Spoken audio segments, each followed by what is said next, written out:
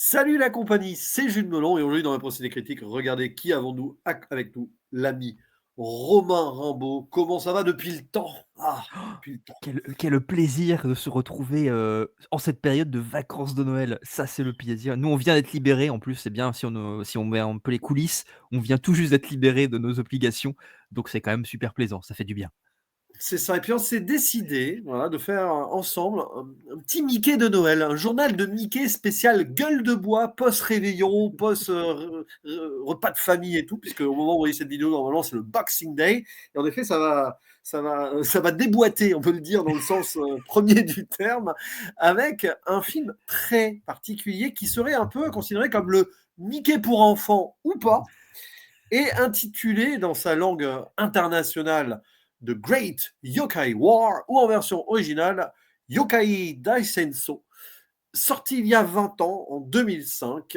Donc, on va dire un Mickey plus ou moins récent, enfin plus ou moins médian dans sa carrière, plutôt. Enfin, ouais, non, il avait plutôt commencé dans les années 90, donc quand même, Mmh. ça commence à faire son temps. Et au casting, dans le rôle principal, enfant à l'époque, un certain Ryonosuke Kamiki, qui depuis a fait son petit bonhomme de chemin. C'est par exemple l'acteur principal, le plus jeune des acteurs principaux, il me semble, donc encore, dans Godzilla Minus One, voilà, qui avait défrayé la chronique il y a quelques années, il y a 2-3 ans maintenant, euh, en salle et après, parce qu'il y a eu plusieurs sorties.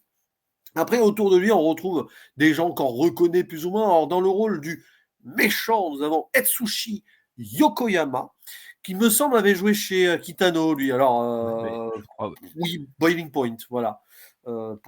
Et puis, ouais, non, voilà, beaucoup de joie. De toute façon, les acteurs japonais qui se passent entre metteurs en scène, on connaît ça. Il y a aussi dans le rôle féminin principal, on va la citer parce qu'elle est importante et elle est connue dans le lore des films japonais, ou même elle a mis son pied un peu ailleurs, Chiaki Kuriyama, voilà, qui notamment a joué dans Battle Royale ou Kill Bill. Vous Mmh. reconnaîtrez sa tête très facilement. Je pense que c'est grâce à Kill Bill qu'elle est connue, mais bon, il y a Probablement, ouais, aussi ouais. Battle Royale où elle a joué une des sadiques. De toute façon, il y a beaucoup de sadiques forcément sur cette île.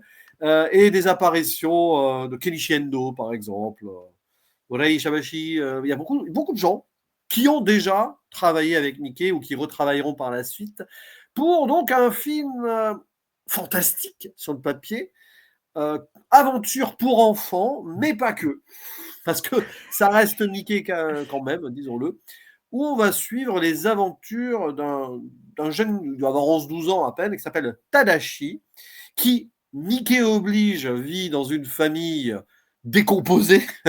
Totalement. Voilà, le problème de la décomposition familiale japonaise chez Mickey, ici, c'est clair. Les parents ont divorcé. Il y a le père qui vit avec la sœur, probablement à Tokyo, enfin, dans une grande ville en tout cas. Et lui, il a bougé avec sa mère dans une petite bourgade rurale. Et il vit avec le grand-père qui semble un petit peu décliné. On sent qu'il a vécu un Mmh. drame personnel. Enfin, il y a quand même une tristesse au début du film parce que Tadashi doit s'installer là où il n'a pas envie peut-être d'être, et en plus, il n'est pas très apprécié par ses camarades de classe qui le considèrent comme un gars de la ville.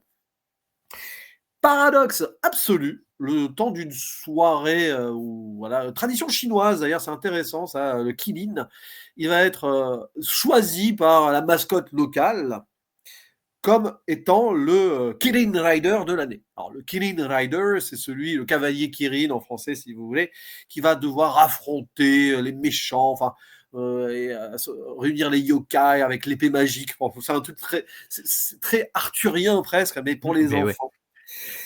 Et bon, bah, au début, c'est un jeu, mais alors les petits camarades lui disent hey, il faut aller à la montagne, parce qu'il y a la montagne sacrée là-haut, avec la grotte du Gobelin, on ne sait pas trop. On va simplifier ici, parce qu'à un moment, le folklore japonais, malheureusement, vous nous corrigez en Oui, commentaire, ouais. sinon, voilà, mais on s'y connaît vaguement, ou à travers certaines fictions d'ailleurs. Donc attention, il faut toujours se méfier des fictions. Et du coup, oui, il va être poussé un peu pour prouver sa valeur. Il va aller dans cette montagne et il va avoir des visions, à moins que ça ne soit pas des visions.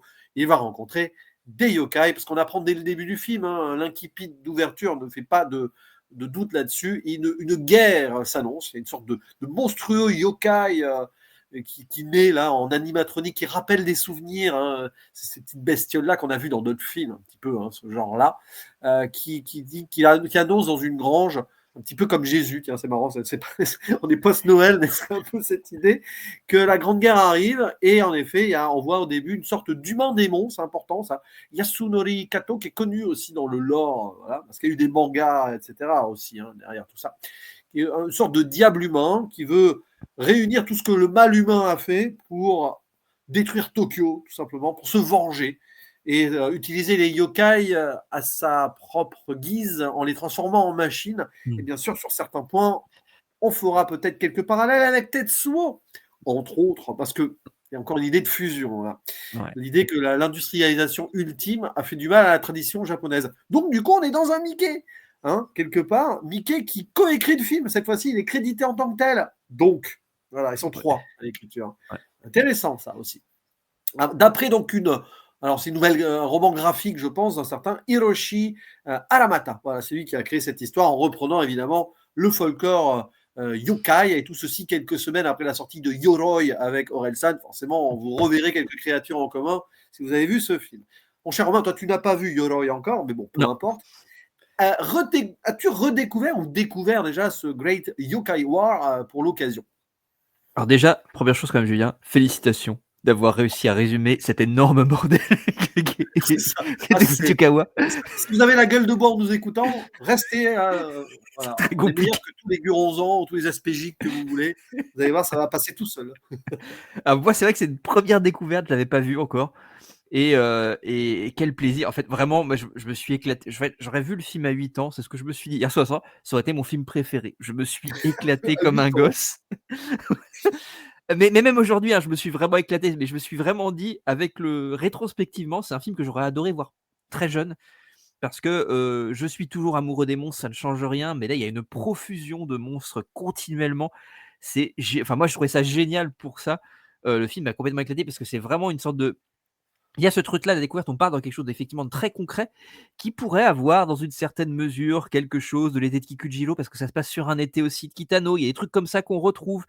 Il y a effectivement, moi j'ai eu l'impression de voir en live tout le troisième acte de Pompoko de Takahata, où il y a ce grand défilé plein de monstres, où ton regard se balade de droite à gauche et essaie de trouver des monstres, d'en reconnaître. Il y en a que tu connais parce que la pop culture les a transmis. Il y a même, juste anecdote, il y a quand même Gozu qui est présent. Il y a un mec avec une tête de vache en slip. Heu, il y a plein de trucs comme ça, c'est hyper foisonnant, c'est hyper touchant. Moi, je trouve que le gamin, il est incroyable dans le film, vraiment. Ça c'est un vrai film de monstre et c'est ça, moi, qui me fait plaisir dans le film. Le film a plein de défauts, on va en reparler, mais c'est un vrai film de monstre qui assume son côté monstrueux. Il y en a partout, tout le temps. C'est absolument, enfin, c'est mirifique, mirobolant en termes de monstres. Et c'est pas d'ailleurs, les inspirations ne sont pas que japonaises. C'est assez marrant parce que tout le début du film, tu en parles, on est sur la fiancée de Frankenstein, le personnage donc de Chiaki Kuriyama, pardon. C'est littéralement la fiancée de Frankenstein. Avec il y a cette séquence qui est vraiment très Frankensteinesque, très très shelleyenne, si je puis dire ça comme ça, dans le début, avec ces monstres, ces créatures machiniques qui sortent d'une énorme machine, donc on comprend pas vraiment comment ça marche, mais on s'en fout, c'est pas ça qui est important. Donc il y a ce truc-là qui est très intéressant, où à la fois Mickey, effectivement, et on va revenir sur la question du discours, parce qu'il y a quand même vraiment du fond, c'est pas un film qui est juste un énorme bordel. Il y a vraiment quelque chose sur la question qu'on a beaucoup parlé, sur la question de la tradition et de la modernité, qui sont quand même très très présents dans le film, entre ces monstres qui sont finalement des monstres traditionnels. On est à la campagne et le cadre citadin avec cette invasion de créatures robotiques, enfin, mécaniques, et cetera. Il y a un truc vachement intéressant, et tu parlais de Tetsuo aussi, en fait, sur notre rapport, la chair, le métal, il y a un truc vraiment intéressant qui fait que c'est pas juste un film pour enfants. Et ce qui est intéressant, c'est que c'est un film pour enfants malgré tout, parce qu'il y a quand même quelque chose de minimalement très innocent, et en même temps, le film est beaucoup plus sombre qu'il n'y paraît, en fait. Et c'est ça que je trouve très intéressant, c'est que Mickey, on l'a déjà dit plein de fois, il souffle le chaud et le froid.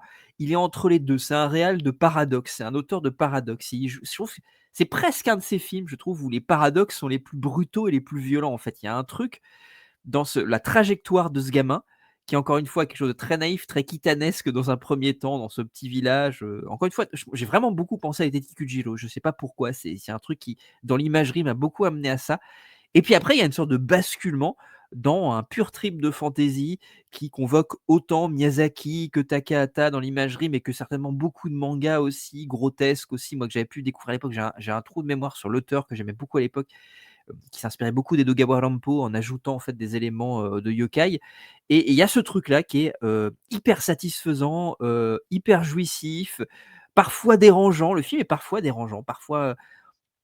Tu parlais du fait que c'est le deuxième film pour enfants vraiment quoi, parce que Zebraman avait quand même cette propension à toucher aussi les enfants, mais on voyait que dans Zebraman, il y avait des moments où c'était ce vernis très enfantin, en fait, se lézardait et laissait apparaître des trucs chelous parce que c'est Mickey qui peut pas s'en empêcher. Et que de toute façon, le fait de faire apparaître des trucs chelous, c'est le côté aussi enfantin de Mickey qui va provoquer, qui fait le côté sale gosse, qui attend qu'une seule chose, c'est qu'on lui dise de retourner dans sa chambre après qu'il ait fait une connerie. Là, il y a ce truc-là aussi où je fais un truc pour les enfants, mais je fais un truc d'enfant, de sale gosse, mais qui à la fois est hyper touchant, hyper poétique, parce qu'il y a plein de moments très poétiques. Il y Mmh. a ce que j'adore, moi, c'est le mais on en avait déjà parlé sur plein d'autres films, c'est l'aléatoire de la qualité des effets spéciaux. Moi, j'adore ce truc-là, parce qu'il y a un truc C'est très génial, ouais. pratique, il y a plein d'effets pratiques sur les maquillages, c'est hyper chouette, Ouais.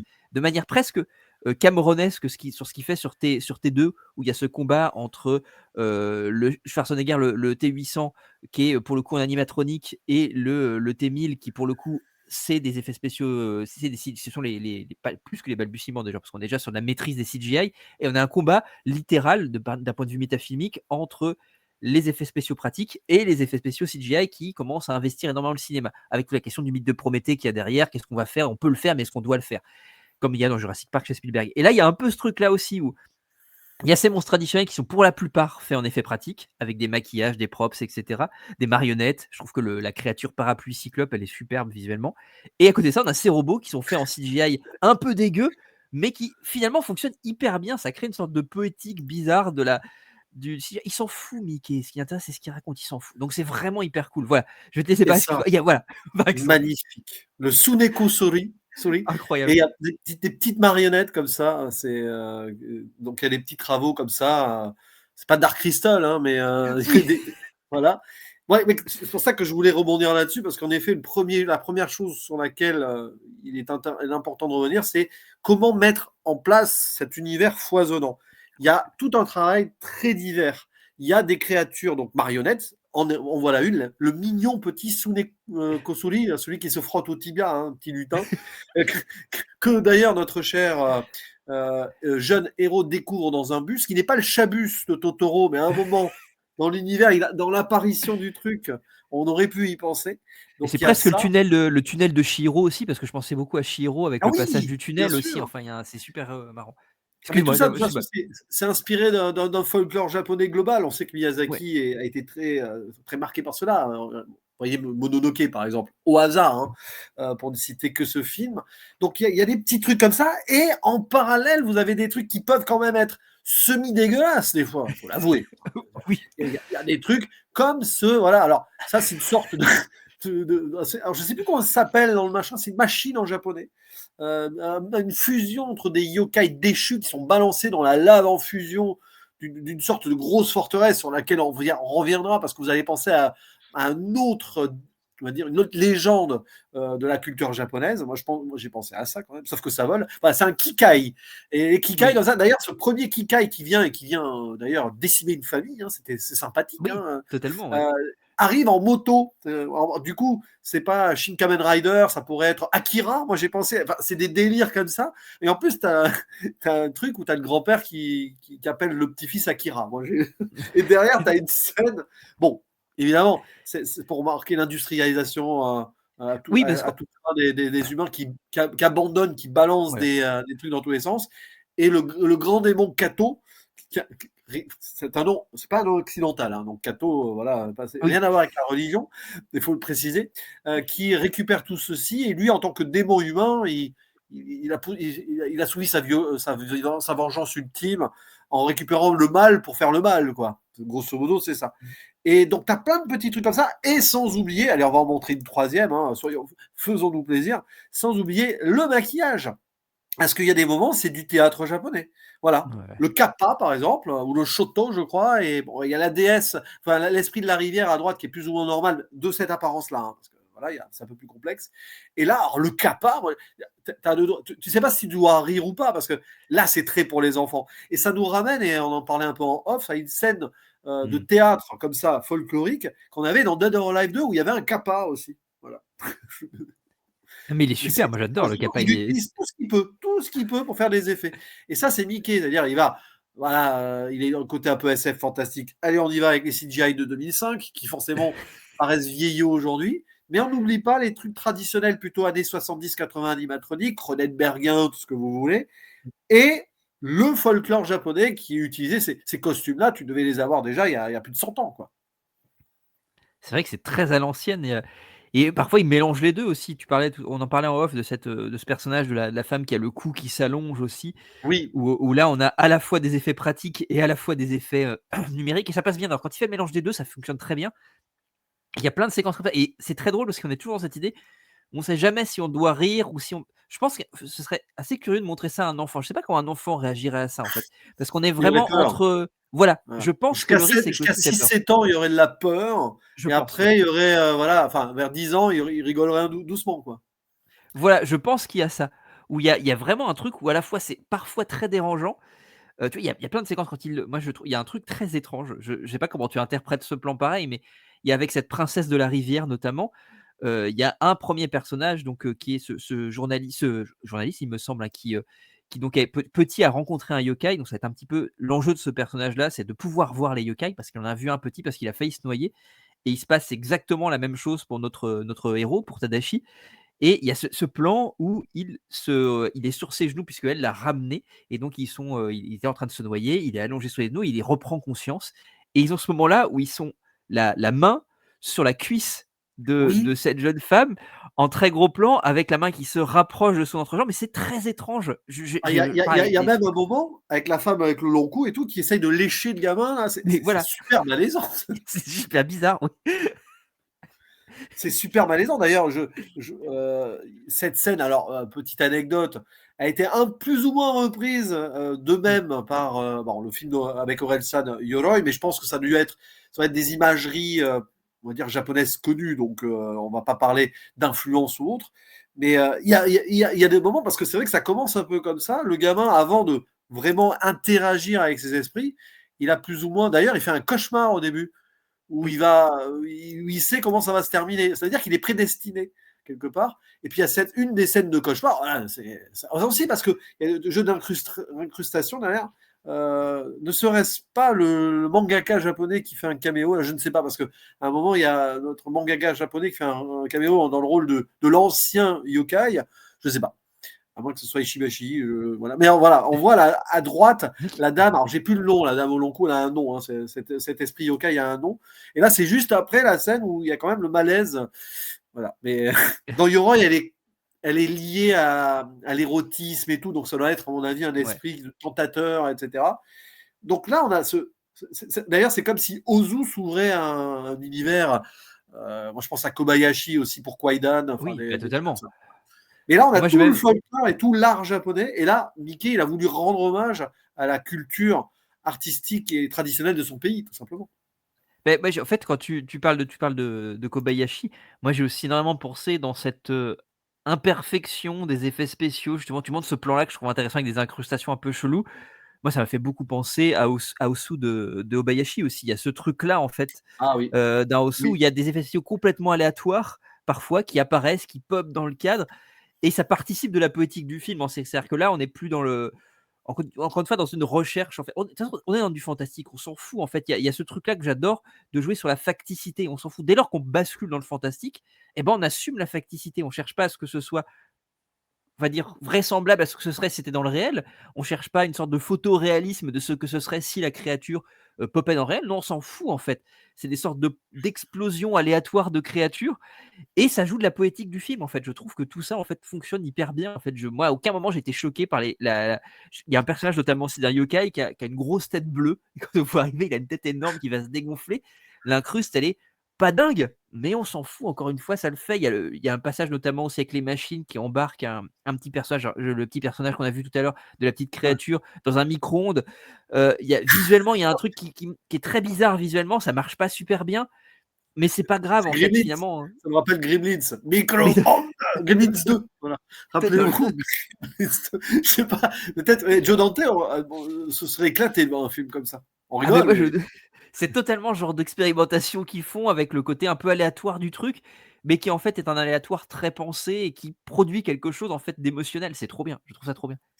L'émotion, parlons-en parce que, voilà, tu parlais, tout à l'heure de Hausu, d'Obayashi. Il y a de Hausu à Ozu, il y a qu'un pas. Alors, mais on plaisante, mais c'est vrai que bon, c'est tout simplement la façon de filmer traditionnellement ces maisons japonaises. Alors, moi j'avais pensé, alors ça n'a rien à voir sur le papier, mais en fait, techniquement, il y a Bonjour de Ozu Ouais. ou Ghost de Tokyo, qui est un petit peu l'origine. Alors, c'était à l'époque où le Tokyo commençait à vraiment. Il y avait encore le côté rural autour. Mmh. Et c'est vrai que tu as un peu l'impression que cette maison-là, elle est comme ça. Et en parlant d'émotion, il y a quand même ce passage, moi, ça me déchire. Tout cette intro sur le personnage, le jeune personnage principal, ça me déchire un peu parce que Tadashi, le pauvre, non seulement il est séparé de sa famille, et on sent qu'il est très proche de sa sœur. D'ailleurs, il l'appelle au Ouais. début, tout ça. Le père est pas là, le père est absent. Ça fait 6 mois qu'il doit venir rendre visite, il n'est jamais venu rendre visite. Et en plus, rajouter à cela, alors la mère, elle est très absente aussi. Je pense pas qu'on la voit une fois dans le cadre, dans le film. J'ai un doute. On entend sa voix, je sais pas si on la voit. On Par la contre, voit on une a seule le fois, grand-père, mais ouais. on la Ouais. voit, ouais. Et le grand-père qui est d'ailleurs isolé dans le cadre derrière, comme s'il vivait dans un Japon du passé, dans Ouais. un Ozu, dans un Kurosawa, enfin des films où on voit ça. Il y a quelque chose qui est très triste parce qu'on a compris, alors on n'est pas encore dans la zone spoiler parce que là c'est très secondaire, qu'il a perdu l'un de ses fils dans Mmh. une guerre. Alors, quelle guerre? Je ne sais pas, guerre de Corée ou autre, on ne sait pas précisé. Et euh, c'est son fils décédé qui s'appelle Akira. Et son petit-fils, il l'appelle Akira. On sent que Mmh. c'est quelqu'un qui a deux doigts. Il n'est pas en train de devenir sénile, mais il est perdu dans son traumatisme. Et même là, le petit-fils, il a du mal à interagir avec le grand-père. Et putain, on le voit presque promener son grand-père, pas en laisse, Ouais. mais à le tenir. C'est très touchant. Et paradoxalement, et c'est ça qui est fort, c'est lui qui va être, tel le volet au fond, l'ouverture vers le monde des yokai. C'est lui qui va expliquer Mmh. à son petit-fils cette montagne, machin. Il y a quelque chose de beau et touchant. Et il ne faut pas oublier que Takashi Miike, il est aussi, tu parlais de poésie tout à l'heure, il est très dans ça aussi. Même dans des Mmh. films les plus foutraques, à un moment, il va y avoir des réflexions. Et là, il y a ce rapport jeunesse-famille et tout, de transmission qui est très intéressant. Le Miike un peu conservateur, très japonais dans beaucoup d'œuvres de cinéma aussi, qui, rappelez-vous de vos racines. Et l'importance des anciens aussi dans la culture japonaise. Bah, en plus, moi, tu parles moi, il y a ce plan-là, il y a juste ce qui précède quand tu disais quand il appelle sa grande sœur aussi, où j'ai trouvé le plan aussi très, très beau. C'est-à-dire qu'il y a un échange et ensuite Mickey, en fait, prend le temps vraiment de faire une sorte d'instant presque suspendu quand elle raccroche et on a un gros plan sur le visage, du petit gamin et il y a C'est une clair. larme qui coule, en fait et je trouve alors déjà ça témoigne du fait que je trouve encore une fois que l'acteur qui incarne Tadashi, il est, je trouve, assez incroyable, en fait. Il joue super bien tout du long. Il arrive à faire passer tout un tas d'émotions. Tu sens qu'il s'amuse vraiment. Il y a vraiment un amusement parce qu'on en parlera, mais toute la fin, je pense qu'il s'amuse énormément et en même temps, il est extrêmement touchant, extrêmement impliqué émotionnellement et cette relation avec son grand-père, justement, c'est très bien que tu aies parlé de cette séquence-là où il promène, si je puis dire, son grand-père pour ne pas le perdre. Parce qu'en plus, son grand-père, il a une obsession avec, alors, qui aura une importance avec les azuki, donc les haricots. Oh Donc putain, les évidemment, il y a chauffeurs tout ce Rico. truc-là, et il y a un personnage qui fait littéralement écho parmi les yokai et qui va avoir une importance capitale en fait dans le climax du film. D'ailleurs, sur cette question des Et haricots. c'est très intéressant parce que ça a C'est l'air ouais, très anecdotique, un peu prout-prout, poète-poète. C'est une façon de parler en plus, avec même la chanson des haricots, tout ce que vous voulez, mais en fait, c'est voilà. très important dans le message global. Donc, il y a ça, et en plus, donc, pompon sur la Garonne, comme on dit, j'ai envie de dire choucroute sur le cassoulet, parce que c'est un peu ça, Mickey. D'ailleurs. Désolé si vous êtes encore en digestion des divers repas, mais dans cette idée, voilà, prenez du bicarbonate, ça fait du bien. Il y a en plus donc les jeunes harceleurs. Alors ça aussi, c'est intéressant parce que là, on est clairement on n'est pas dans du Mickey. On pourrait aller ailleurs. On pourrait presque être, je sais pas, chez Koreeda, enfin, quelque chose comme ça. C'est-à-dire, on voyage dans le cinéma japonais dans ce film. Enfin, dans Oui, l'art oui. japonais au sens large, dans les mangas aussi probablement. Et là, on a ce petit moment. Alors, il l'appelle avec ironie. Tu as été choisi, tu es le cavalier Kirin, le Kirin Rider. Et le pire, c'est que c'est eux qui vont pousser le jeune Tadashi à l'excès de prouver sa valeur. C'est normal, il a 11 ans, il a envie de se faire accepter. Ils sont pas sympas. D'ailleurs, après, j'adore parce que t'as la Ah, maîtresse qui la les voit, maîtresse qui qu'elle les arrive. frappe. Elle les tape. Non, mais c'était non, gentiment. Mais elle les tape quand même. Vous faites ça en France, vous êtes Oui. viré. Ah bah, ouais, totalement. Faut pas faire ça. Mais c'est bon. Et ça aussi, ça en dit long. Et Et là, on peut penser à Ozu aussi, dans Ghost de Tokyo, il y avait peut-être ça, il me semble, à un moment, l'idée d'être accepté ou pas dans la jeune communauté. C'est vrai que maintenant, quand on y pense, dans Bonjour, c'est pas les haricots Azuki qui font péter. Je me pose des questions. Il me Mais semble, je sais pas. Dans Bonjour de Ozu, voilà, vous pouvez nous le dire en commentaire. Mais le pauvre, il a rien pour lui, Tadashi, quoi. ouais. Sauf que le destin l'a choisi comme le Kirin Rider, mais pour le meilleur ou pour le pire, hein. Mais c'est moi j'adore effectivement toutes les séquences. En fait, ce qui est intéressant, c'est que le film, finalement, le fantastique, il arrive assez tardivement, en fait, dans le film. Évidemment, il y a toute la séquence de rêve qui commence, il y a cette séquence très très Frankenstein au début, de l'ouverture, mais en tant que tel, après, c'est très, très long, hein. Enfin, il prend vraiment son temps à mettre en place tout son truc, à nous décrire effectivement, comme tu disais, son quotidien avec son grand-père, avec sa famille, sa place un petit peu au à l'école, de se faire emmerder par ses camarades. Et en même temps, effectivement, il y a toute cette séquence, moi, je trouve très touchante aussi. Tu dis je crois que ça précède ça, hein, pour le coup. C'est celle la séquence, pour le coup, où il y a cette soirée, cet événement, où justement, là, pour le coup, on va montrer des monstres qu'on retrouvera pour certains plus tard, des yokai qu'on retrouvera plus tard, mais qui là sont pour le coup des êtres humains grimés en ou déguisés en ou des marionnettes, et cetera. Donc il y a tout ce truc-là, en fait, qui est très traditionnel au sens où il montre des éléments traditionnels, et très traditionnel au sens où c'est des films qui ont quelque chose, tu le dis très bien, qui ont le trait à la tradition d'un cinéma japonais qui n'est pas forcément du cinéma japonais fantastique, qui est plutôt du cinéma japonais social, qui s'intéresse à la famille. Tu le disais très bien, à l'explosion de la famille, à une cellule familiale un petit peu dissolue, on va dire ça comme ça, dissoute. Et c'est vachement intéressant en fait de prendre ce temps-là. Parce qu'on pourrait, je pense que je trouve personnellement que ça renforce le fantastique vachement après en fait, parce que ce fantastique, il est incarné. C'est pas juste, une sorte de fulgurance foutraque d'un Mickey qui a envie d'en foutre partout parce que c'est rigolo de foutre des monstres partout et c'est très rigolo, il a raison. Mais en même temps, là, ça en fait que ce côté foutraque fantastique, il est incarné, il est habité. Parce qu'on a pris le temps de connaître ces persos-là et de voir leur quotidien, de voir la difficulté de Tadashi à vivre, à interagir avec sa famille, à interagir avec, ses camarades, et cetera.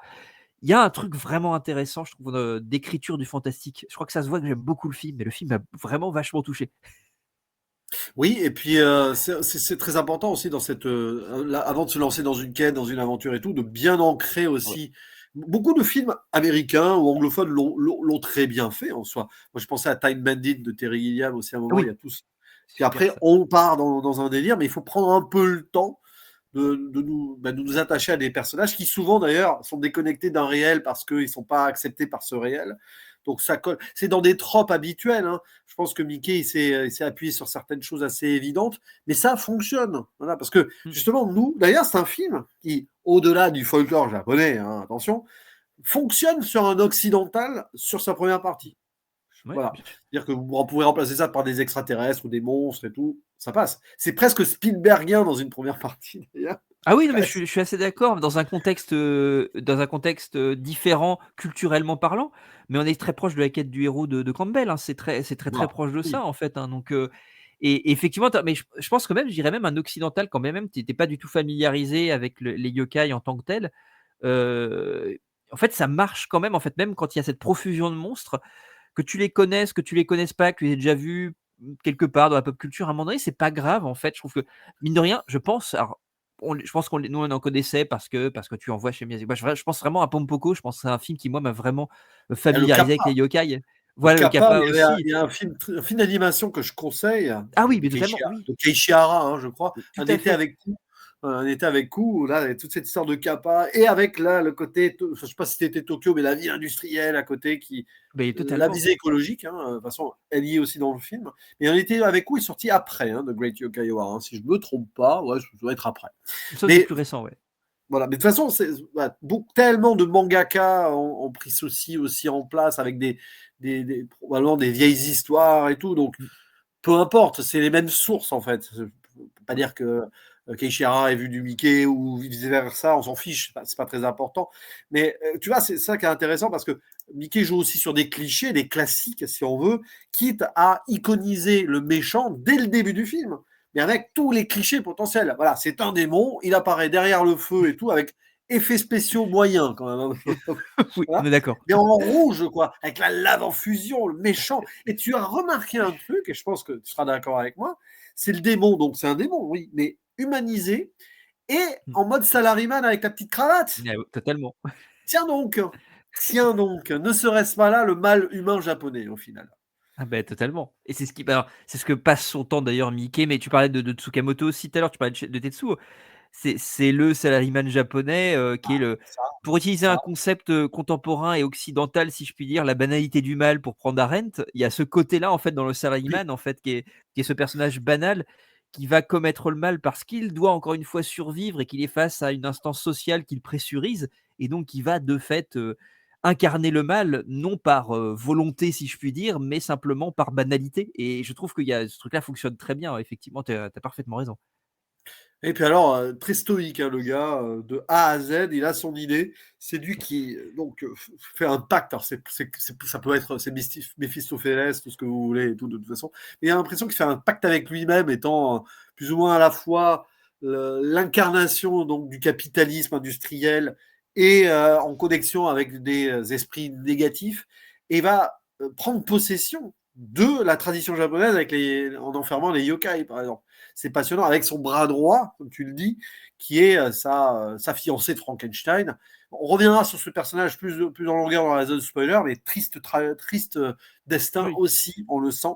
On va pas dire que dans ce film, les femmes sont mises en avant non plus. Hein, Mickey, bon, c'est toujours, Mais c'est parce que on est dans l'idée de la dénonciation du système patriarcal japonais de toute façon.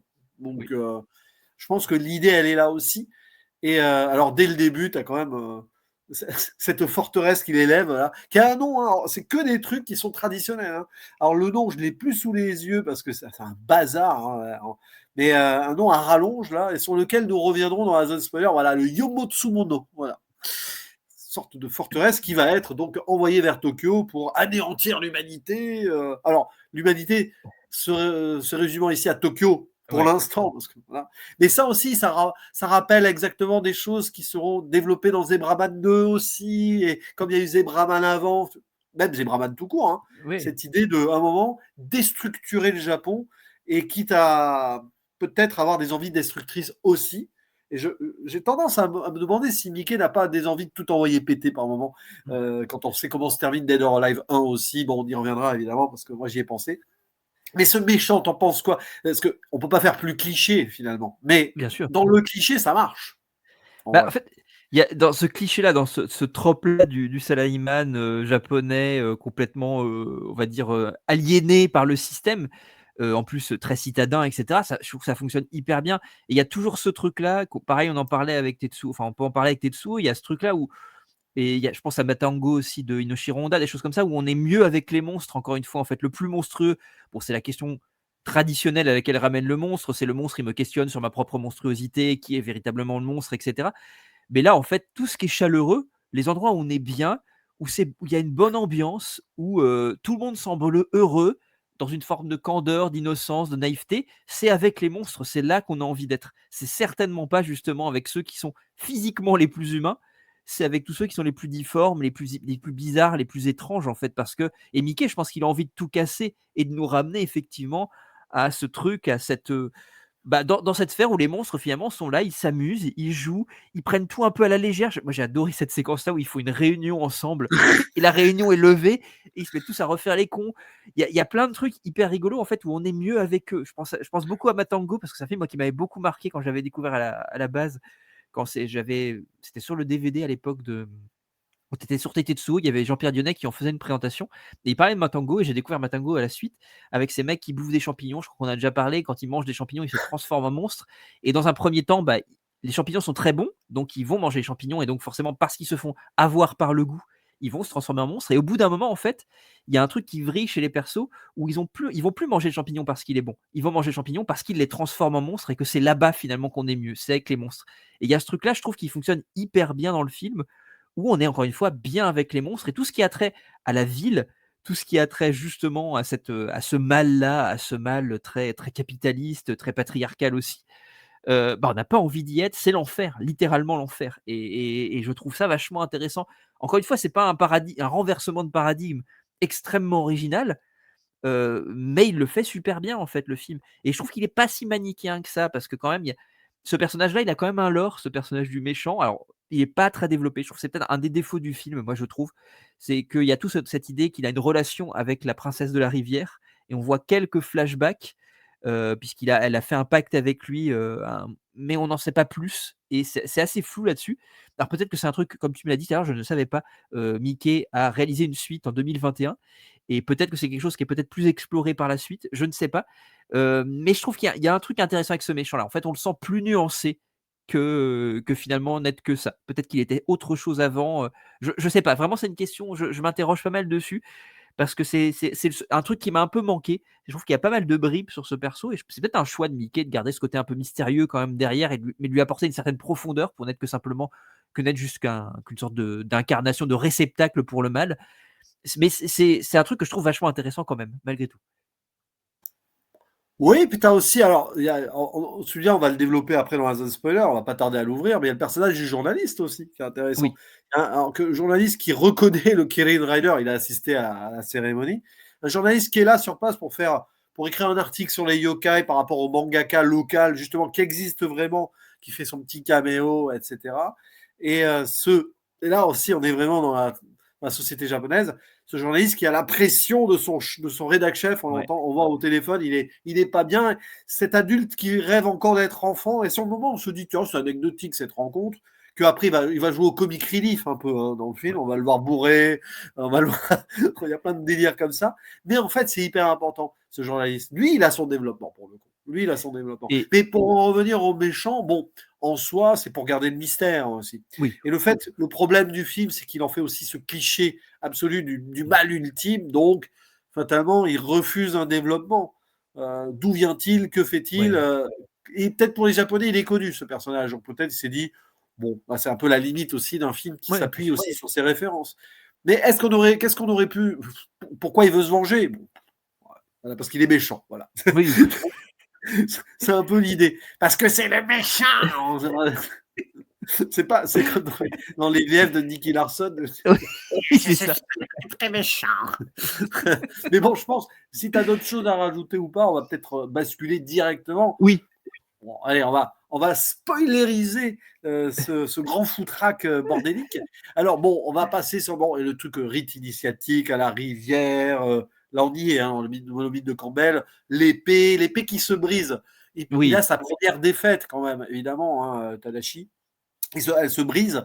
C'est là où on a le micro-ondes et tout avec la petite créature qu'il a rencontrée dans le Chabus. Qui est Finalement, hyper voilà, attachante d'ailleurs la petite créature qui est hyper attachante, je trouve qu'il arrive à donner une profondeur à cette marionnette parce que c'est littéralement une marionnette un peu ridicule, mais importante il arrive à lui donner d'ailleurs. un truc. Mmh? Jusqu'au bout importante parce Oui, que comme c'est jusqu'au bout. l'attachement de Tadashi, à un moment elle va être transformée en Kikai en machine et il va devoir la sacrifier pour aller au bout de sa quête. Mais on en parlera à la fin Oui, aussi. Il y a un tout truc à qui est fait. très touchant. Je trouve que la fin est un peu Oui, déchirante, une fin à la Peter Pan un peu. D'ailleurs, tout à fait. j'ai pensé à ça. Mais avant, donc évidemment, l'affrontement d'abord contre la bras droit qui gagne la première manche. Et après, donc, la réunion de tous les yokai qui vont faire une fête. En fait, ils pensent faire la fête, mais en fait, c'est le combat, le gros combat jusqu'au moment où cette forteresse donc se déplace vers Tokyo. Et alors là, alors avant il y a ça. Il faut qu'ils aillent tous vers Tokyo. Avant, il y a le moment où j'ai pété de rire dans le film. Alors, Ah, on ça va c'est incroyable enlever ça. parce qu'ils y vont C'est accrochés à un avion. ça n'a aucun sens, c'est génial. T'as des capas, le gamin et tout. Bon, évidemment, il gèle en haut parce qu'il fait très froid. Et à un moment, t'as un petit encart. N'essayez pas ça à la maison, les enfants. C'est Mickey en mode ironie qui pense, s'est dit, est-ce qu'il s'est dit sérieusement? Ou alors est-ce que c'est la production qui a dit, attention, hein, vous allez avoir des enfants qui vont aller à l'aéroport et ils vont s'accrocher. Non. Non, mais ce qui est vachement intéressant avec ça en plus, c'est parce que moi je me suis posé la question: «À qui s'adresse ce film?» Je me suis vraim C'est vraiment une question de me dire: «À qui ça s'adresse? Qui est le public cible?» Et quand je vois ce truc-là, je me dis: «Malgré tout, en fait, Mickey, il y a quand même cette idée, il y a quand même cette je pense qu'il y a quand même cette velléité-là de dire c'est un film qui s'adresse aux enfants». Parce que je me suis dit effectivement, alors peut-être que c'est occidentalement que je pense, j'en sais rien. Le film est trop bizarre et violent comme on le disait un petit peu pour, il y a la lisière du gore à certains moments, à la lisière, il le franchit pas vraiment, mais il est vraiment à la lisière. Comme on le disait tout à l'heure, est-ce qu'un enfant de 6-7 ans, il pourrait y aller? Je suis pas certain, il aurait peur. Donc et pour le coup, pour un adulte, il y a quand même pas mal de choses qui peuvent paraître de prime abord assez naïf, ce qui est pas vraiment le cas en fait. C'est un peu fin, je trouve ce truc-là, c'est beaucoup plus fin que ça. Mais globalement, en fait, je pense que ce mot-là, cette séquence avec cet arrêt sur image et ce truc de ne pas essayer, c'est que ça montre quand même, ça témoigne du fait que quand même le film s'adresse à des enfants. Et je pense vraiment que c'est là où je me suis dit: «Ça y est, OK, je vois quand même à qui il s'adresse à ce moment-là». Au-delà du côté foutraque bordélique, il y a quand même cette idée d'aller, voilà, je m'adresse littéralement à des enfants. Sans forcément croire qu'ils vont monter sur des ailes d'un avion pour monter, mais là, à ce moment-là, je m'adresse à eux littéralement et c'est super rigolo. Je trouve ça assez drôle en fait à regarder. Voilà, bon après c'est ce côté anecdotique et c'est un peu la détente avant l'acte final qui va être un peu moins drôle. Quoique, avec les yokai qui s'amusent et tout jusqu'au bout, ça peut être drôle. Et donc, arrive la forteresse géante et là, bon, qui va dévaster Tokyo, qui va, investir, alors je sais pas, c'est pas le Tokyo Dome, mais on parle vraiment d'une grande tour, hein. Voilà, une tour très importante locale. Et on la voit en haut à droite, là, cette sorte de baleine volante, Flying Génial. Whale, hein, pour citer Gojira. Godzilla, bah justement. Godzilla, tiens, moi j'ai pensé, alors évidemment, c'est pas Godzilla, bien sûr que non, mais tu as un peu l'impression que c'est une sorte d'alternative à Godzilla volante, parce qu'en Bien plus, sûr. l'énergie électrique, elle est là quand même, hein, on le sait. Hein. Ça ressemble beaucoup aux créatures aussi, j'ai pensé à Pacific Rim aussi, avec ce côté bleuté et Ouais. cetera, donc qui s'inspire de toute façon évidemment des kaijus. Et il y a ce truc-là, moi j'adore, j'ai pensé aussi beaucoup, je crois que Mickey, il me semble, faut je revérifie, mais il joue aux jeux vidéo aussi, j'ai pensé à Sin notamment dans Final Fantasy X aussi, qui est une sorte de même genre de créature volante, un peu électrique avec des éléments, des sortes de zébrures bleues un peu sur le corps. Mais oui, Godzilla évidemment et je crois, je dis peut-être une bêtise, j'ai un trou de mémoire sur le nom, mais quand il arrive, il y a plein de plans sur des citadins qui sont là et il y en a un qui parle d'un des comparses de Godzilla, j'ai un trou de mémoire sur lequel, c'est pas Mothra, je ne sais plus lequel est cité, D'accord. mais il y a pour le coup un kaiju classique qui est cité à ce moment-là, au moment où il arrive. Ah ben forcément, tu vois les Tokyoïdes qui voient un truc débarquer comme ça, ils vont penser à Gojira, Gojira. Ouais, Donc évidemment, ils convoquent ça pour le grand combat final dans la forteresse. Et là, donc, les enjeux dramatiques finalement réussissent à s'installer quand on y pense. mais oui. Bon, avec notamment la petite créature qui va se faire mettre en fusion et tout et notre jeune héros qui doit bon, affronter, etc. Mais il y a un autre truc qui se met en place et qui est très très touchant. C'est enfin la relation entre la fiancée de Frankenstein et le monstre ultime démon de Ouais. Frankenstein, si on veut. Et c'est là où finalement ça paraît très, je vais dire classique et bébête, mais pas tant que ça. Alors, très beau plan à ce moment-là. On voit Oui, d'ailleurs c'est le pentacle à droite, hein, c'est vraiment le démon. Il a le pentagramme sur le col, etc. Et en fait, elle est amoureuse de lui. Et à un moment, il doit y avoir une fusion ultime, tout ça, et il refuse la fusion, il la tue, parce que son amour corromprait sa ouais. vengeance maléfique. Et donc, le terrible destin de cette femme, qui en fait est méchante juste parce qu'elle est amoureuse du grand méchant, quoi, Mmh. c'est qu'elle doit être exterminée parce que son amour pourrait mettre en péril sa mission. C'est intéressant parce que justement, ça montre que finalement, l'amour est important pour l'humanité, quoi. Mmh. C'est peut-être le seul truc qui pouvait la sauver effectivement, qui pouvait se si cet amour avait été consommé entre les 2 personnages, effectivement, ça veut dire que ça aurait fait obstacle au mal et donc il serait passé à autre chose très certainement. Mais je trouve qu'il y a ça donne tout un truc. Le film en plus a quelque chose de très en fait, il fonctionne de manière très tragique. Il y a vraiment une écriture de tragédie aussi parce qu'il y a ce rêve au début, que fait Tadashi qui, anticipe le truc. Les choses vont se dérouler finalement à la fin, on reviendra à peu près sur la même chose, même si effectivement les choses se seront quand même améliorées. Il aura réussi à contrecarrer son destin.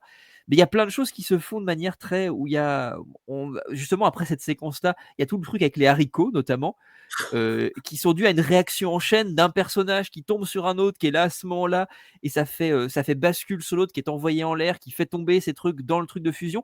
Comme si finalement tout était cette réaction chaîne, il y a quelque chose tout était déterminé à arriver à ce point-là et c'est assez intéressant en fait ce truc-là et il y a on reviendra peut-être sur le journaliste, je vais juste parce que je parlais du journaliste, ça me venait en tête, Et ce que je c'est trouve là, hein. très drôle, il y a plein de gags très drôles parce que ce personnage-là pareil, c'est un Tokyoïte, donc il ne voit pas les créatures et il veut les voir parce qu'il l'a vu enfant, quand elle l'a sauvé et donc il doit boire de la bière pour pouvoir justement les voir. C'est quand il boit d'ailleurs, c'est de la Kirin qu'il boit, ce qui est pas anodin non plus.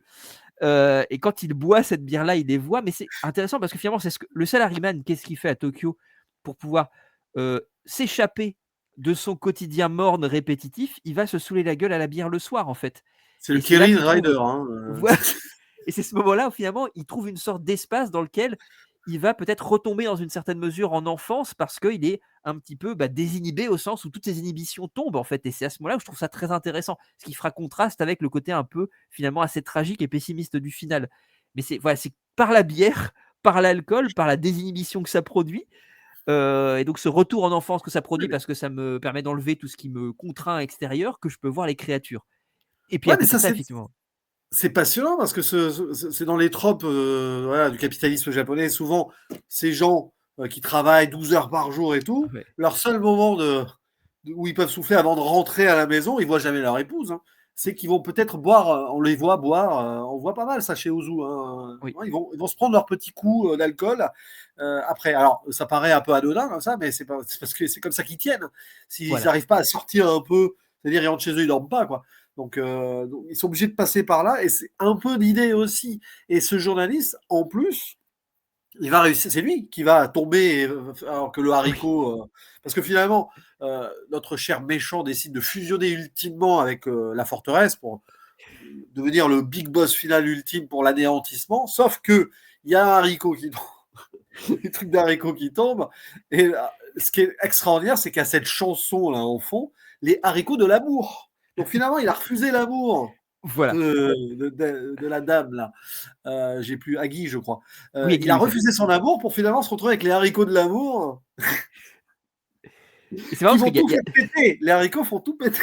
en plus, il y a tout un build-up avec ça qui est parce qu'il y a ce perso qui est un peu étrange de vieux monsieur qui rappelle effectivement le grand-père du héros, qui passe son temps à Oui. récupérer des haricots par terre et à les compter. Et Je me donc à ce demande si à un moment-là, moment on voit pas si le petit-fils voit pas l'image de son grand-père je crois aussi. ouais, enfin bon, c'est possible, hein. Et donc il intervient sur ce truc-là qui est effectivement en plus c'est intéressant parce que il y a un truc vraiment tragique dans cette séquence-là. Il enfonce donc son katana dans le ventre de celle Sa qui créature. l'aimait et à ce moment-là, en fait, Ouais. lui arrive au milieu de ce truc très tragique et est en train de chercher ses haricots un par un. Tu dis: «Mais qu'est-ce que ça fout là?» On l'a vu faire, donc c'est dans la logique du perso, mais qu'est-ce que ça vient foutre dans ce moment un peu tragique? Et puis grossièrement, il y a un gros blanc qui est intéressant, il y a une sorte d'échange de regards en champ contre champ. Même le méchant se demande ce qu'il fout là et puis, OK, je m'éclipse, il va s'asseoir, il se met dos à la séquence littéralement et il commence à continuer à compter ses haricots, mais il se met sur un bout de bois sur lequel il y a un truc au centre qui va permettre de faire levier et donc moi, je m'attendais à ce qu'il se passe quelque chose, je pensais que ça allait être plus un gag, mais en réalité, effectivement, c'est la résolution et je trouve ça hyper intéressant de le faire sur un gag, une résolution des trucs finalement, d'un enjeu qui est quand même fondamental, en fait, qui est pour le coup la survie de l'humanité, elle va se jouer là-dessus, en fait, sur un gag et je trouve ça super beau, en fait, il y a quelque chose de très poétique là-dedans. Ce qui est passionnant, c'est que c'est l'adulte qui a voulu redevenir enfant qui sauve la situation. Oui, aussi, tout à fait, tout à Et puis fait. bon, à la fin, alors là, c'est Dead or Alive 1, tout ce que vous voulez. C'est Oui, alors là, c'est une explosion. Il y a les yokai autour qui volent et c'est génial parce que on en voit qui passent devant l'écran. Il y en a même un qui va aller dans le Kappa qui va dans l'espace. Donc oui, c'est vrai. Zebraman 2, je te dis, il y Oui. a. Mais c'est vrai que le film est sorti juste après, enfin ouais, peu après Zebraman, hein. Donc il était dans un délire et tout. Et bon, le Dead or Alive 1 où il fait tout exploser, c'est là où Mickey, tu te dis, bon, il fait tout exploser et tout, mais bon, c'est que des yokai. D'ailleurs, on se Il demande ce meurt qui se pas. passe à Tokyo, parce qu'après, on n'a plus trop. C'est un peu comme dans les Ghostbusters, on ne sait pas trop s'il y a des conséquences après. J'ai pensé à ça aussi. Ah, mais Et j'ai pensé à t'as, Ghostbusters aussi, hein, j'y ai pensé, hein.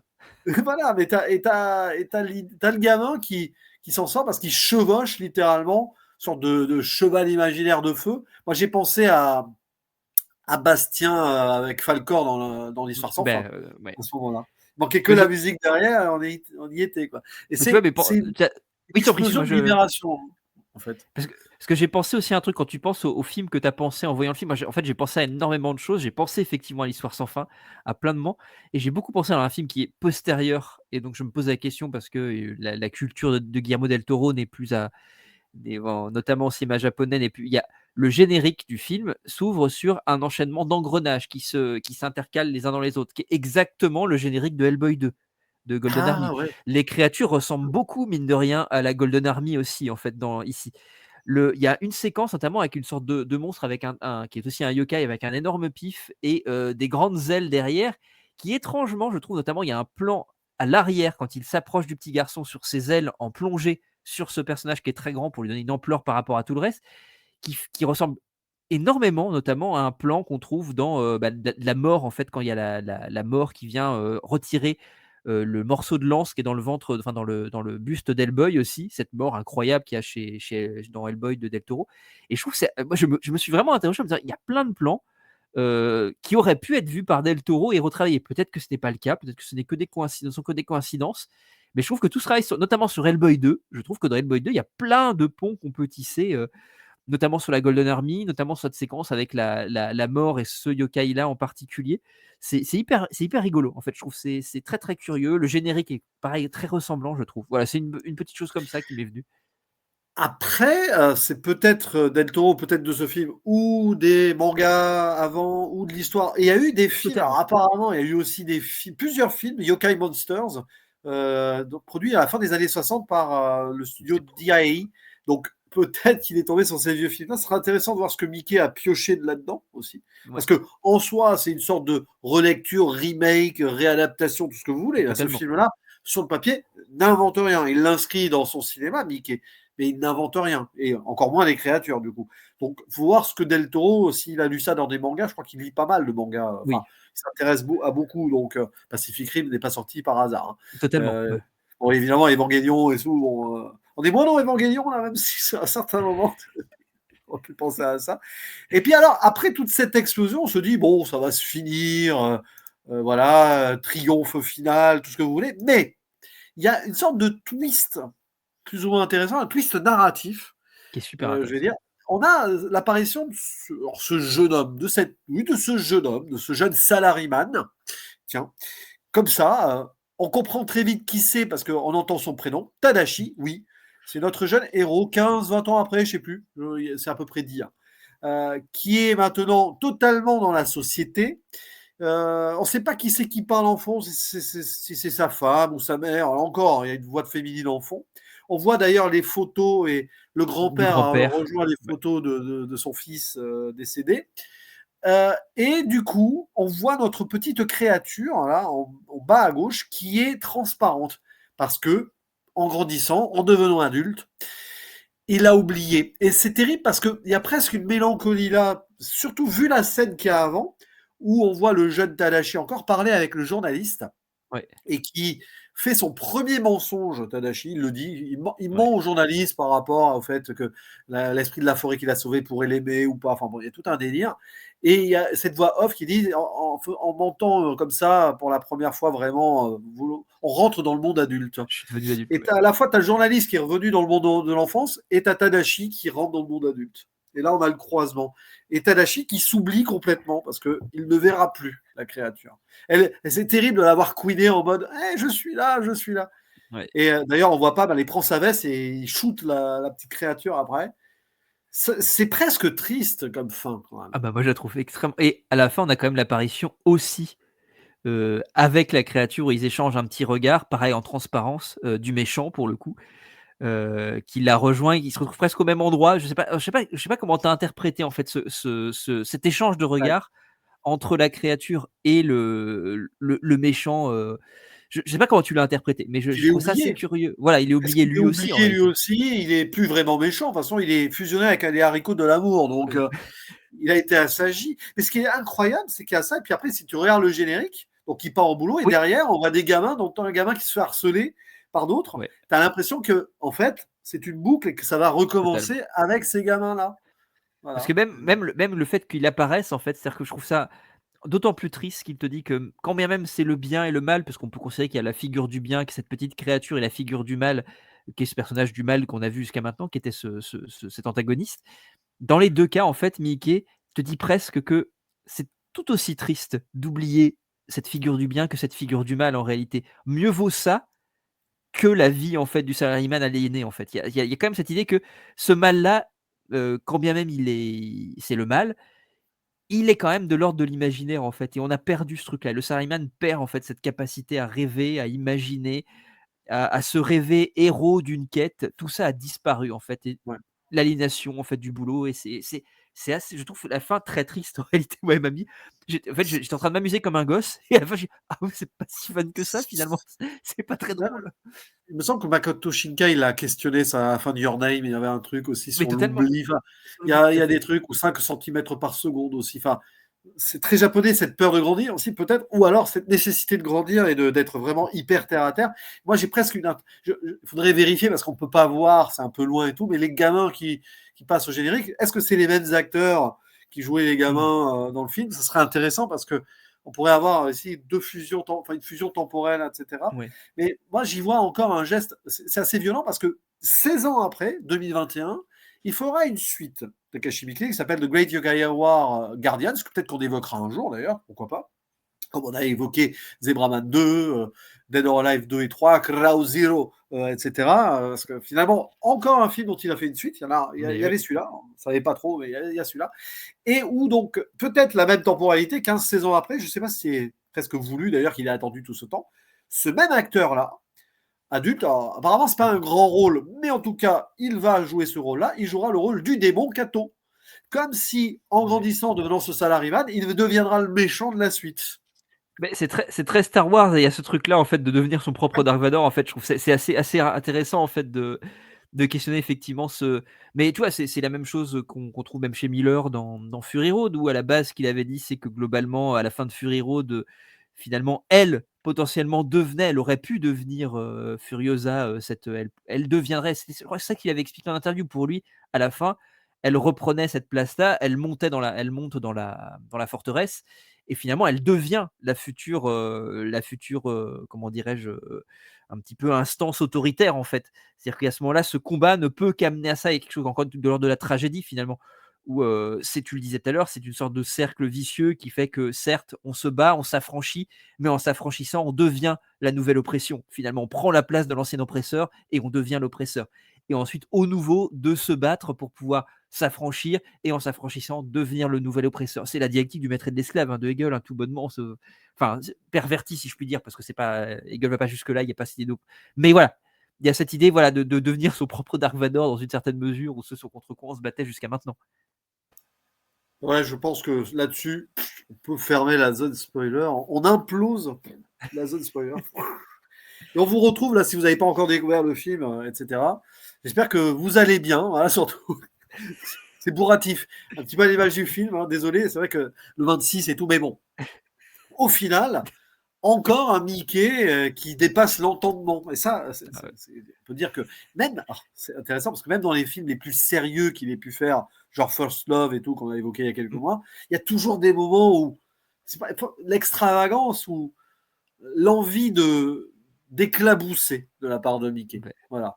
Que ce soit parfois dans le gore quand il touche au Yakuza, ou ici, alors, dans le folklore, c'est vrai qu'il y a des moments, film pour enfants, puis quand tu vois certaines scènes, tu te dis, bon, allez, pas aller moins de 10 ans quand même. Hein, voilà. Je pense que c'est regardable à partir de l'âge Oui, du héros. totalement. Et à l'âge du héros, ça pourrait être intéressant de voir comment, oui, comme tu le dis, un enfant occidental de 10-11 ans réagirait devant un tel film. Alors, il trouverait des trucs trop ridicules, c'est pas évident, quoi. Mais Ouais. ça serait aussi bêtement intéressant de savoir, alors j'ai pas trouvé de truc là-dessus, comment les jeunes japonais qui ont vu ce film à l'époque, est-ce que c'était montré aux jeunes japonais? Est-ce que c'était un film qu'on allait voir en famille, en salle? C'est une bonne question, ça. Parce C'est que un gros moi, budget, hein, c'est un relatif gros budget quand même, hein, pour un Mickey, hein. C'est assez oui, c'est un plutôt un budget correct, on va dire, pour Mickey. c'est un budget correct qui a été bien produit et tout. Alors Ouais, évidemment, avec certaines limites bien sur sûr. certaines choses. On l'a vu sur certains effets, mais même je trouve que dans l'imperfection des effets, valait mieux que ça soit comme ça. Tu vois ce que je veux dire? Enfin, Ouais, bien sûr, bien ça sûr. donne quelque chose d'autre. Avec la musique de Koji Endo aussi, dont on n'a pas Et parlé, super, mais ouais, qui est très ouais. discrète, mais qui rentre dans le délire et tout. Entre épique et folklorique, si C'est ça. on navigue entre les deux. Mais c'est difficile, mais on le situe très bien, en fait, ce film, dans la filmographie de Mickey. Les obsessions sont là, sur son Japon actuel, avec le rapport à la tradition, la famille, et cette idée d'envie d'émanciper aussi.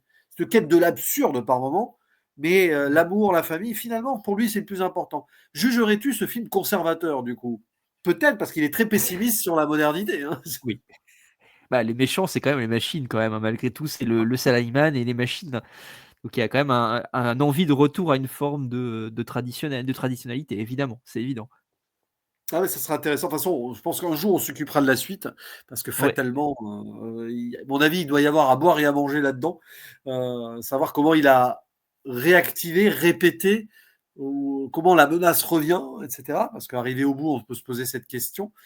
Mais voilà, encore une fois, Takashi Miike nous a fait plaisir, nous a fait du bien, surtout en cette période-là ouais. où on est encore très fatigué, nous, là, au moment où, hein, voilà. Donc, on va avoir besoin de déconnecter, mais de reconnecter aussi à ces réflexions cinématographiques. Et aussi penser au moment où on fait ces enregistrements à notre bilan de l'année 2025, Mmh. qui est une année très variée, très riche Ah oui, aussi. oui, oui. Voilà. C'est très copieuse à l'image des haricots. etc.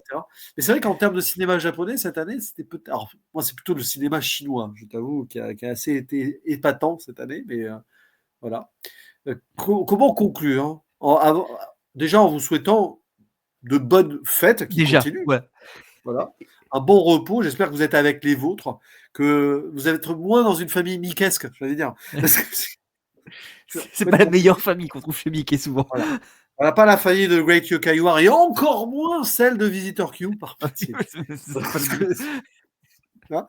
Et espérer de belles choses, parce que nous, on se Ouais. retrouvera en 2026 avec de nouvelles aventures, Ah que ouais. ce soit ici pour Mickey ou chez toi pour notre GOC et plus si affinité, parce Oui. que on a Il faut aussi que tu reviennes sur, The Horror Movie aussi, hein. Il faut que tu reviennes, hein. aussi, ah bah oui, non, mais alors, dire Je oui, veux c'est que tu sorti, reviennes. Je veux que tu reviennes. que tu reviennes. Bon, voilà. Mais voilà, je te laisse le mot de la fin, mon cher Romain. Voilà. En fait, je vais me permettre une recommandation parce qu'en fait, c'est très bizarre. Oui, Hier soir, il y a aucun lien entre les 2. Il y a aucun lien. Mais aucun lien hier fils soir, unique, comme dirait. voilà. Enfin, moi, je l'ai fait hier soir. J'ai fini Welcome to Derry, qui est une série que j'ai Ah, vraiment, vraiment, vraiment beaucoup appréciée. le mal Heu, américain dans le cette mal série. voilà Le mal et américain, voilà. peut-être d'ailleurs que j'aime beaucoup les 2 films d'Andrés Muschietti. Là, c'est Muschietti qui est toujours, derrière le truc. Il a réalisé certains épisodes. J'aime beaucoup les 2 films, malgré toutes leurs imperfections, je les aime beaucoup. Avec les J'aime effets spéciaux dégueulasses, comme parfois dans Voilà, The Great UK War. alors on est parfaitement d'accord. Alors j'aime beaucoup la version de Tommy Lee Wallace aussi, hein, mais j'aime beaucoup celle de Muschietti. Je trouve qu'il y a une sorte d'ampleur, en fait, imaginaire que je trouve très chouette et il y a une vraie générosité et je trouve, en fait, j'ai créé du lien, en fait, immédiatement. J'ai terminé la série pile hier soir, donc je ne vais pas la spoiler, mais je trouve que dans les derniers épisodes, il y a quelque chose, il y a des liens en termes de réflexion. D'un côté, tu l'as dit, américain pour le coup, occidental et ce qu'on trouve dans la version donc orientale, extrême orientale qu'on vient de voir avec The Great Yokai War. Il y a des liens à tisser vachement intéressants. Vraiment, je trouve que notamment tout l'épisode final, visuellement, étrangement, quand j'ai vu le film, par la suite, j'y ai tissé tout un tas de poches et ça ressemble beaucoup. Il y a beaucoup de trucs en fait. Alors, en plus, on est avec des enfants effectivement qui vont combattre une sorte de mal, donc évidemment une sorte de mal ancestral et tout. Il y a un lien à tisser, il y a une quête du héros très classique aussi, il y a des tropes en fait narratifs qui sont hyper classiques. Il y a des effets spéciaux un peu chelous et un peu ratés, c'est très numérique. De toute façon, Andrés Muschietti depuis Mama, c'est comme ça, c'est très numérique. Moi, je trouve que ce qui m'intéresse, et c'est pour ça que j'aime bien chez Andrés Muschietti, c'est que le numérique, il arrive toujours à l'incarner et à l'habiter. Et c'est un petit peu les qualités que je trouve aussi dans Great Yokai de Mickey, c'est que malgré les imperfections graphiques, bah, c'est toujours habité. Et c'est voilà, je voulais juste faire le lien entre les deux et vous intimer à découvrir Welcome to Derry aussi, parce que je trouve que c'est une série vachement intéressante sur le mal américain, qui le fait très bien et peut-être même mieux que les 2 films, quand bien même je les aime beaucoup, d'Andrés Muschietti. Voilà, c'est juste une petite parenthèse, C'est extraordinaire parce qu'au moment où voilà, on enregistre ça, j'avais prévu l'après-midi même de finir cette série, puisqu'il me Ah reste le bah, je suis dernier très épisode à voir. Voilà, donc, c'est vrai qu'il y a à boire et à manger. Il y a des épisodes qui m'ont beaucoup marqué, d'autres un ouais, peu moins. je Par suis exemple, quand d'accord, ils ouais. retournent dans les égouts, à un moment, bon, c'est un peu la débauche. Il y a certaines débauches visuelles qui m'ont un peu sorti du truc par moment. Oui, je comprends Bon. ça, ouais. Mais en tout cas, c'est passionnant. Voilà, tout Ouais. ceci là, on va bien discuter pas mal de choses. C'est vrai que c'est un lien avec la jeunesse aussi face au mal. En effet, on est d'accord. Et jeunesse, aussi retour à certains trucs folk ancestral pour les États-Unis Oui, avec les natifs. tout Euh, à fait. Très intéressant. Il n'y a pas de yokai, mais quelque part, le démon anti-yokai, ça pourrait être la créature cosmique It, ça, Oui quelque et part. et puis en plus avec la pluralité des formes aussi quand même qu'il prend dans la série, je trouve que la série quand même développe beaucoup, beaucoup de formes. Il y a un truc quand même de profusion monstrueuse qui est quand même très chouette en fait et très. Enfin, c'était vraiment en ce mood là où j'étais quand j'ai découvert The Great Yokai War hier soir et j'avais envie de monstres parce que j'en avais vu pas mal déjà avec Welcome to Derry et là, j'ai encore vu plus de monstres, donc j'étais très content, mais très différent pour le coup visuellement.